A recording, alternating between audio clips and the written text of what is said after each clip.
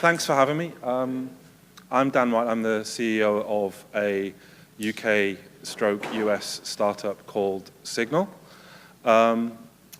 We have a base in London, and we also have an office in DC in the US. Strangely, our business team is based in London, but our product team is based in the US, and I'll give a bit more detail to that later through the presentation.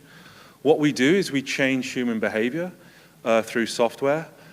We conducted the first ever randomized trial in aviation, which was the lowest ever measured cost of carbon reduction. We saved 23,500 tons of CO2 in 8 months, just from sending captains letters that were using behavioral economics within the communications. So we've now turned that into software. I have put some slides in here which go through the study, because if you're interested, but I think the main brunt of the conversation today is to talk about our experiences as a business, not as an academic piece of research.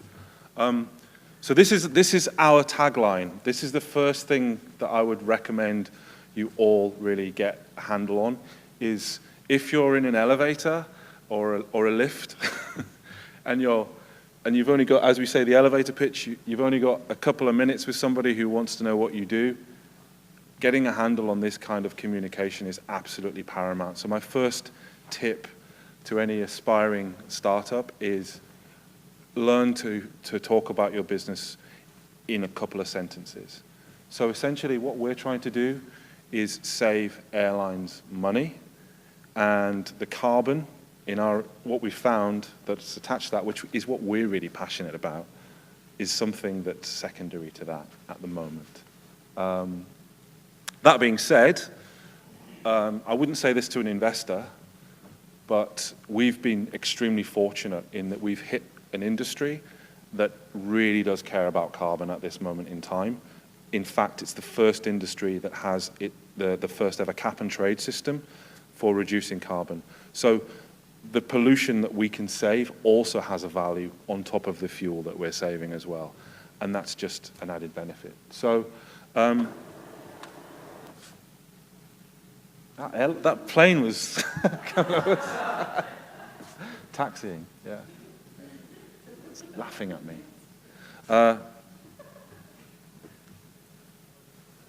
So if you can keep your eye on the screen. Exactly. I'm not going to bore you with these figures, but just to, this is essentially a win-win-win situation that we're dealing with. And so the second point I want to make is investors care about investments. So we really got to get a handle on this, on the business side. How are you going to make them money? And that extends into a business case. I've got a few bullet points coming up later that will hopefully offer some more insights there. But ultimately, I know we're here and where many of us are environmentally driven. In fact, all of us are environmentally driven, and that's great. But we need to understand how that's going to translate into a business case for many of us. The final bullet point there is something which was an added bonus to what we do. We were able to also increase the job satisfaction of the captains we were working with. So in effect, we were a solution for pollution, profits, and people as well. So with those kinds of results, we thought it would be rude not to turn this into software, really. So we did. And that's where we're at now. So I'm just going to quickly run through some of the bullet points about this before I start talking about the accelerator programs which we've been on that have been really, really cool with us. The first one, which I've just talked about, is obviously how you make money, particularly how you're going to spend money and where your revenue is going to come from. The second point is really crucial. How you have an agreement with your co-founders is something that if you don't take care of at a very early stage, it may come back and bite you in future. So examples of this are, how can you tie the commitment of your business partners in. A good way of doing this is, for instance, vesting shares. This is really, really important stuff, because if somebody is a co-founder and a shareholder and they leave the company to go and do something else, and you make a huge exit or you do very well, they'll come back and they'll collect their pot of money and they would not have put any work in over that period of time. So getting a handle on those sorts of things is, A, it's a difficult conversation to have, and B, it's terribly important. So I would stress that. Investors, I've heard some people give me advice, which is take anyone's money. I think, especially in the environment where we are sustainably focused or sustainability focused businesses, I think we have a responsibility potentially, in my opinion, to choose, or we have the potential to choose investors that have additional requirements beyond just making money. So what I mean by that is there are investors out there who are driven towards social or environmental impact, and it is possible to find out who they are. One of our accelerator programs, and they're here today, the Elemental Accelerator, they have an investor in residence who gave us some amazing advice about how we can target the right investors. And just really briefly to give you that information, there's a platform called Crunchbase, and essentially you can find out how every single investor is investing, at what level and how much, and in what kind of companies. I'd highly recommend a little bit of research into that, so that you can get a sense of who's investing in what. Get a great accountant. If you don't do your accounts properly, it will bite you. I'm not speaking in personal experience, but I have seen others get into a lot of trouble because they don't manage their accounts effectively. For a company like us, we have to manage accounts in different countries, and there are huge differences both in legal and financial terms in working in the UK and the US. And I know it's an obvious thing to say, but it's really, really important. A bad accountant is going to cost more than just the fees. Accelerators are, and I'm going to go into our 3 accelerators, as I say, in a little bit later, but there are accelerator programs which are driven towards the same goals as you. Mentors are terribly important and really, really useful. So if you have access to mentors that can give you the right kind of advice, people who've been down this road or trodden this path, it's important. I put office. I know that some people are comfortable in working in quite uncomfortable conditions. I'm a big fan of, I think people can be more productive when they're working together as best as possible, and B, when they're very, very comfortable in their seat and in their working environment. They often work longer hours. So we've put a little bit more investment in our working location, and I can answer any questions about that later. Intellectual property is something which is important. It's a good posturing position. It's good posturing, but at the end of the day, do you want to turn into James Dyson and spend your life suing somebody because they've broken your intellectual property? He's somebody who came out, he was lucky. He remortgaged his house and won the case, and is obviously a very successful businessman now.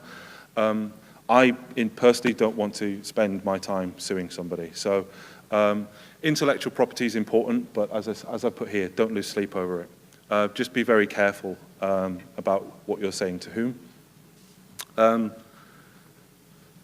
Don't have an office staffed with interns. So, I've seen a lot of startups go down that route, and in my opinion, it's worth paying higher amounts of money to get better people. We heard earlier about, I've termed it as in-house versus outsourcing services. We found benefits to both. Again, on the IP side of things, I'd ensure every single company you work with has an NDA in place a deed of assignment, and obviously strong contractual conditions. The reason I say that is you, and you'll see what we do and how we do it, we can't risk people moving away from our company and taking those ideas and replicating them. And the risks that we're facing as an organization within the aviation sector in particular are becoming quite apparent to us and clear. They're primarily the unions. We're dealing with a heavily regulated industry, and the unions are, we have to engage with them to build our platform. They're not an enemy, they're a friend for us. And secondly, there are lots of software providers who could eat us for breakfast in this sector. And we have to be very careful, as I mentioned earlier, about who we're saying to what. So those are our two risks. And I would just suggest that you're aware of what the risks are to your businesses as well. And listening and listening and listening and learning and read loads of books. It's very easy as a CEO of a small company to think that you know everything when in fact you know nothing. So learning is perhaps the most valuable piece of advice I can offer. So the 3 accelerator programs we've experienced. The first one is, that I mentioned here, is the Elemental Accelerator. They're a US-based accelerator program based out in Hawaii and also San Francisco. I have to choose my words carefully because there are 3. They were absolutely awesome with us. We did have to travel quite a long way to get there, obviously. So, but it was, and there is potentially, we're moving into an environment where we were Europeans going into an American situation, but the advice that the Elemental team gave us has given us unbelievable strength. It really has, particularly the expertise that we've had direct access to. So the Elemental Accelerator, the value that they have given us has been on the mentorship side of things primarily, in understanding how an environmental business can become a commercial business. And yeah, I can't say enough about these guys. Not only as individuals, but the businesses they've introduced us to. I think one of the strengths of being in these kinds of accelerators is the company which you keep. You can have conversations and ask, well, how did you deal with this problem? So yeah, 10 out of 10. Centrica, as you may know, are a UK energy firm. They have a social impact scheme that is largely focused around providing finance in the form of a convertible loan. So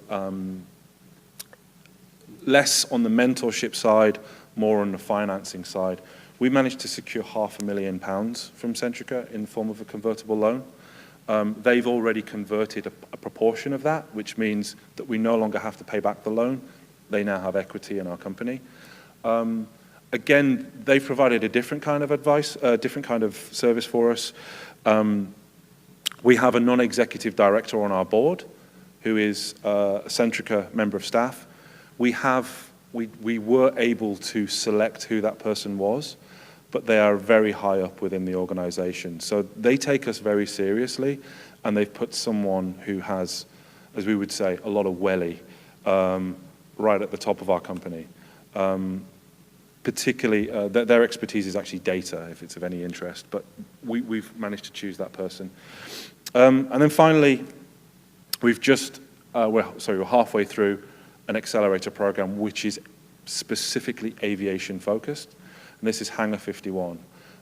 We were one of 10 companies out of over 500 global applicants, and it's a 10-week program, really intensive. But what it has enabled us to do is focus on our product and iterative, agile methodologies in how do you speak to your client and find out what they want quickly and integrate that into your product and iterate that process really quickly. So Hangar 51 has provided us with mentorship.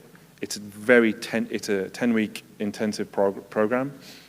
At the end of it, we may get a commercial contract with IAG, which is, as you may know, 5 airlines in Europe, which hopefully, as I explain what we do in a second in more detail, you'll see why that could be a really cool thing.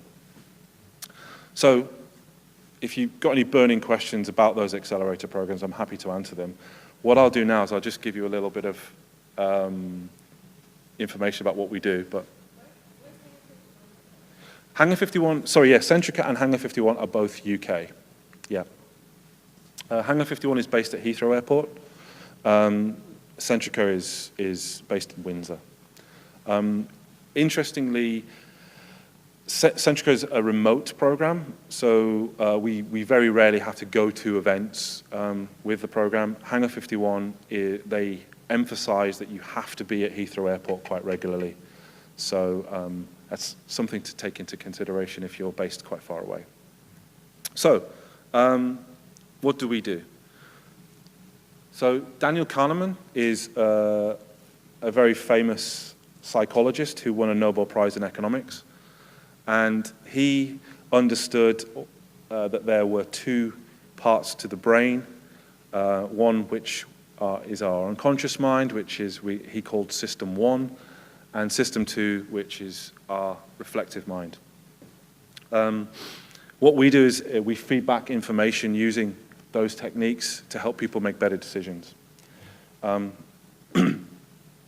We undertook the first ever randomized control trial in aviation back in, it was actually 2010, but the paper's still being published at the moment. It's an academic piece of research, and as you can see there, it was 21,500 tons of CO2, which is crazy. When we saw the results, we just thought we had to scale this. It was, those kinds of numbers were just, yeah, jaw-dropping. And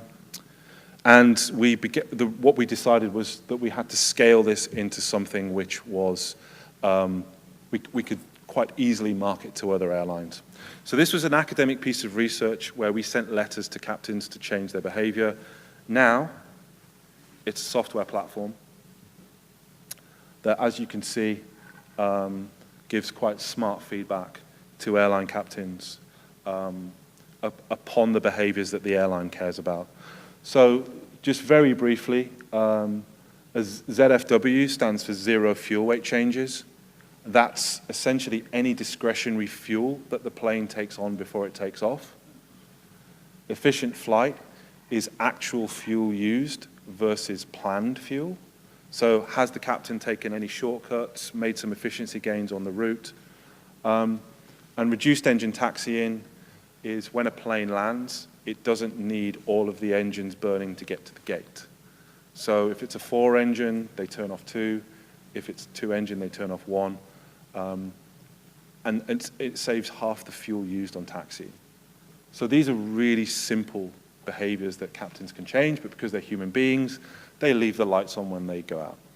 It's a similar kind of thing, except the lights that they're leaving on are worth thousands and thousands of pounds.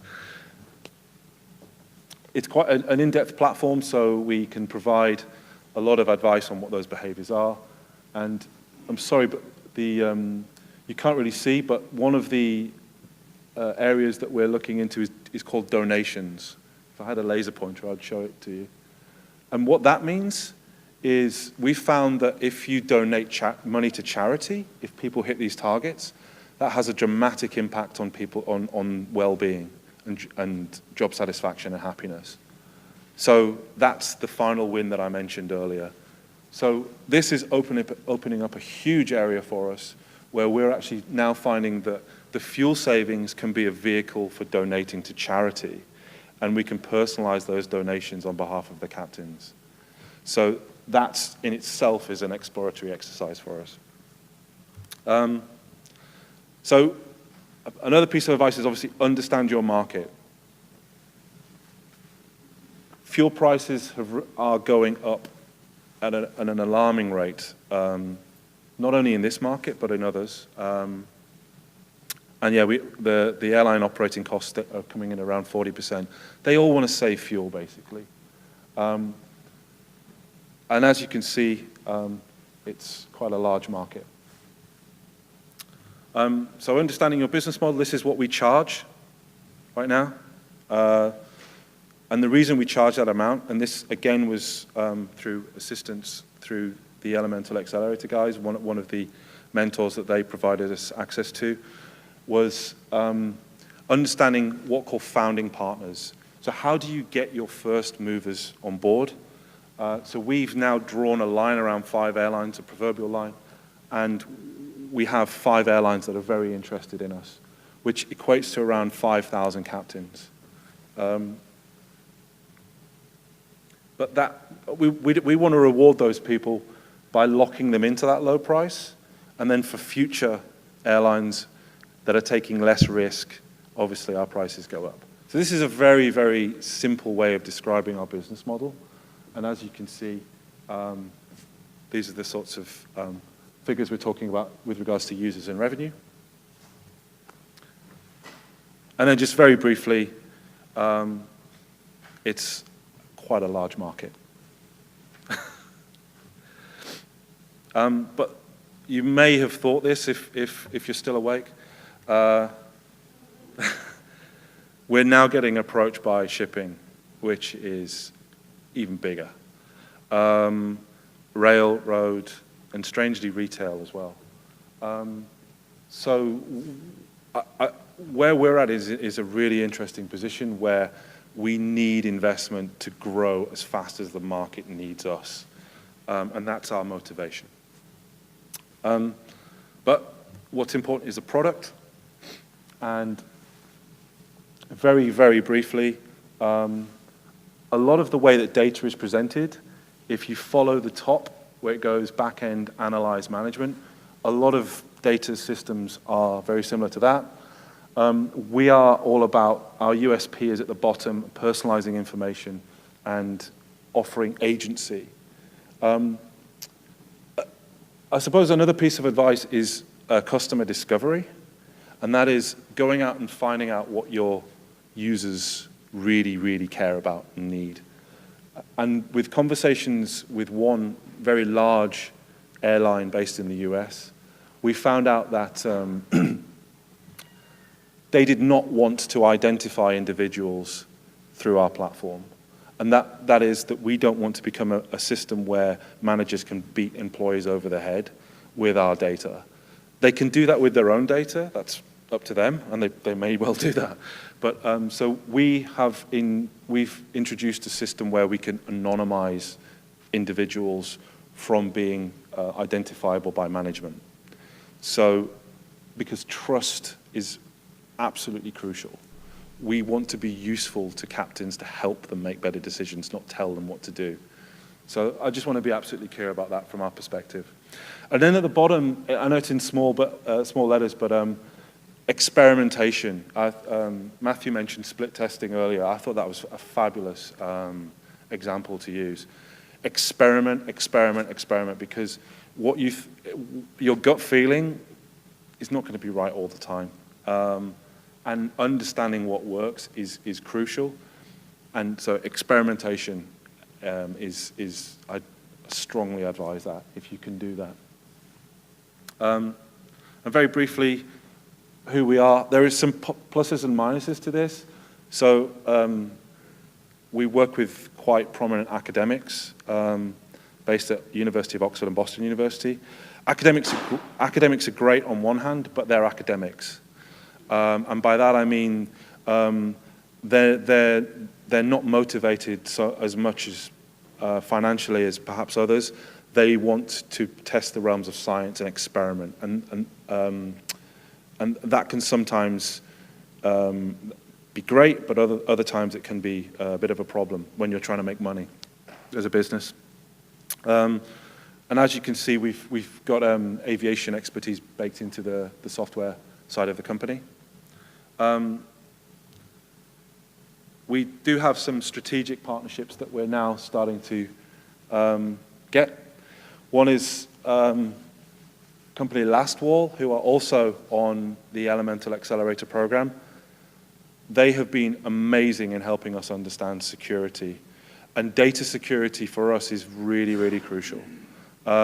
If we lose a captain's data, that's it, game over for us. So similarly, we have a very large law firm called Hogan Lovells that are working with us. Interestingly, they have a CSR program. So we get very low rates with them, or to access their high-level legal expertise. I would check that out. Just because a law firm looks expensive on their website, if they're large, and why not ask the question and see if they have a CSR program? If you're helping the environment with what you do, you'd be surprised that they might have similar objectives also. That's something we've been able to access. And then the confidential stuff. These are the people that are talking to us at the moment. And that's where it gets really exciting. So we're having a lot of fun understanding how all of these organizations can help or use Signol to help with their environmental objectives. Would you like to hear about the behavioral side of it, or should I take some questions?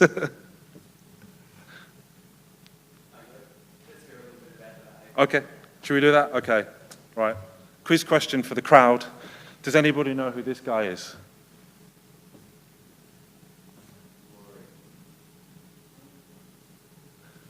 Ah, he's gone. Where is it? Ah, right. This is very strange. This is Louis Pasteur. And the reason I've got Louis Pasteur there is he undertook one of the first ever experiments where he unfortunately inoculated a load of, what's going on here? A load of farm-yard animals with anthrax and vaccinated a random selection of half of them. And obviously those that died had not received the vaccination. This is one of the most famous randomized control trials. That kind of clinical excellence can be applied to products and services also. So, as we know, as we might know, most of the decisions that we make are in our unconscious mind. And here are some examples of some of the nudges that we use to do that. We apply a number of those techniques within Signol, and I'd highly recommend reading that paper, Mindspace, if you want to understand behavioral economics better. It's a UK government policy paper that's quite famous now.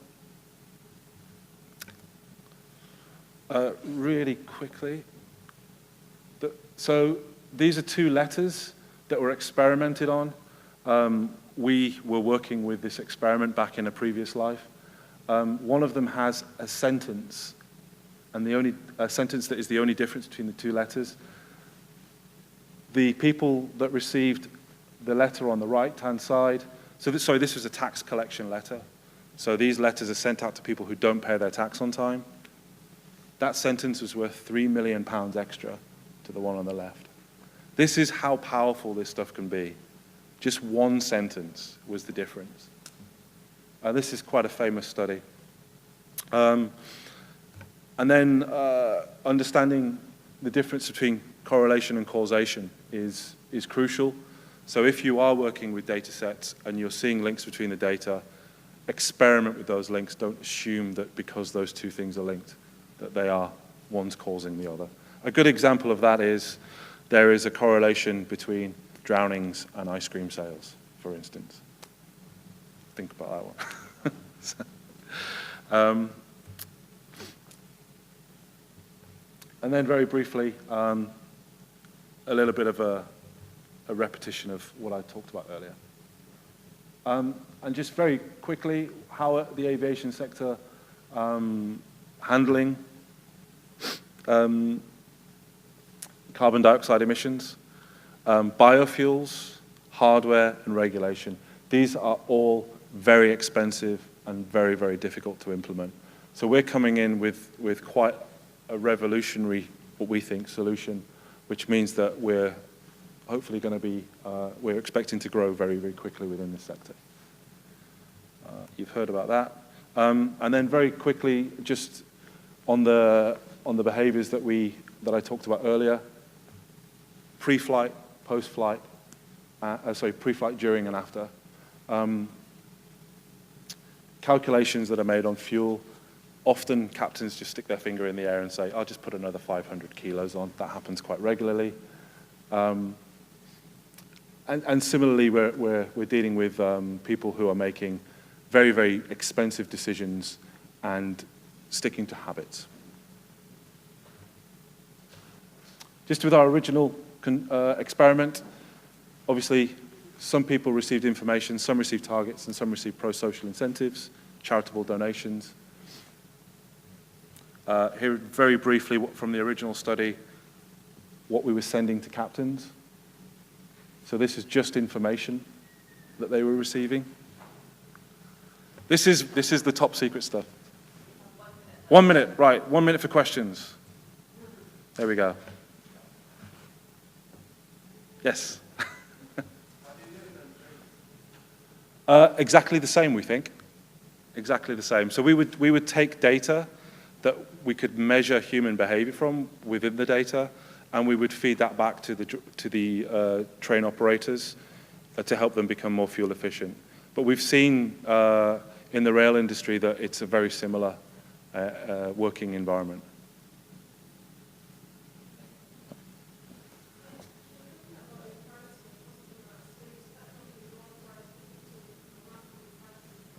Uh-huh.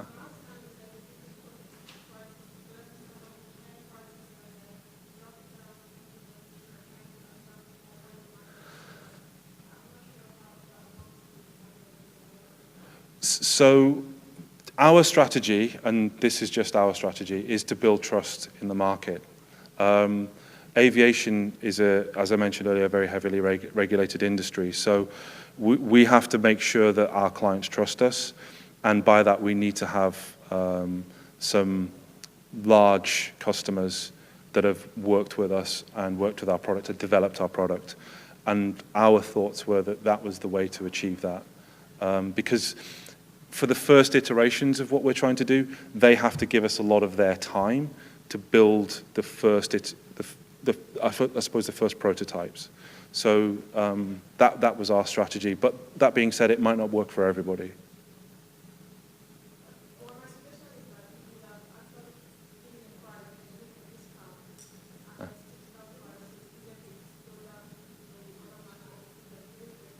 Uh-huh. Take away the discount later. Yeah, absolutely. No problem.